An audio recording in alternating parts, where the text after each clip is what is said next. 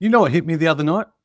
Not the trophy, not the highlights, not even the moment when Melbourne finally cracked. It was seeing those rings. Because trophies live in cabinets. Rings live on fingers. They go to barbecues, school pickups, old boys' days and funerals. They don't disappear when the noise dies down. That's when it really sinks in. This team, this Broncos team, are premiers forever. Old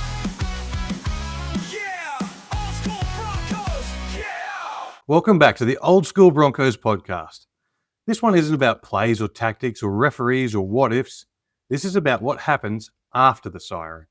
After the beers, after the bus ride home. It's about the thing every footy player dreams of as a kid and barely dares to say out loud. A premiership ring. And after that grand final win over Melbourne, the Broncos earned theirs the hard way. An old school fan understands this instinctively.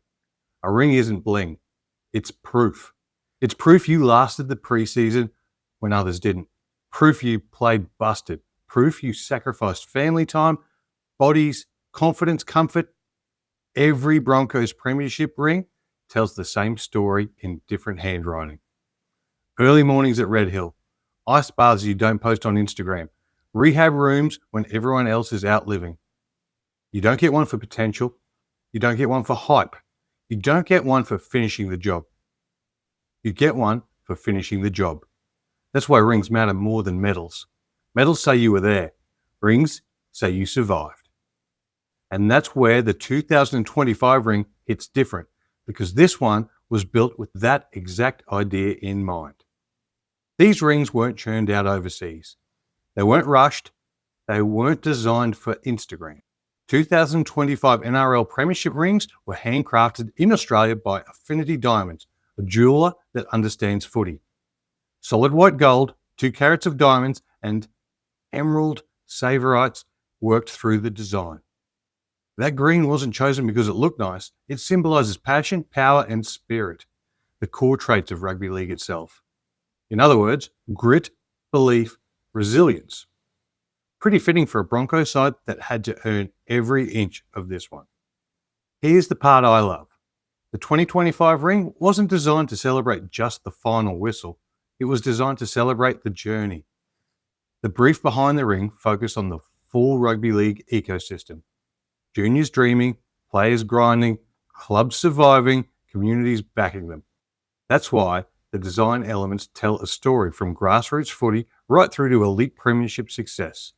And every single ring is personally numbered. If that ring is on your finger, it's because your contribution mattered.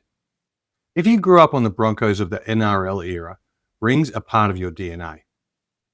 Those premiership teams, you still see them today. Grey hair now, bad knees, but the ring is still there. It doesn't fade, it doesn't crack, it doesn't care how many years pass. And that's the real connection. The ring links the modern Broncos straight back to those years. Same club, same expectations, same weight, different era, same standard. Some premierships feel lucky. Some feel dominant. This one feels earned. Years from now, people won't remember every scoreline. They'll remember the resilience. They'll remember Brisbane beating Melbourne when Melbourne was still Melbourne. And when those players are old blokes telling stories, they won't talk about Instagram likes. They'll tap the ring, and that'll be enough. So yeah, the trophy was lifted, the drought was broken, the celebrations were wild. But the real legacy?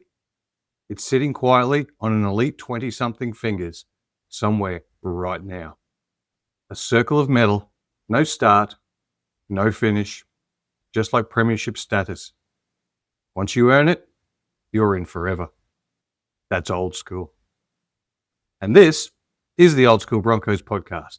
Remember to like, share, and subscribe, and share it with your Broncos mates. Let's go, Broncos.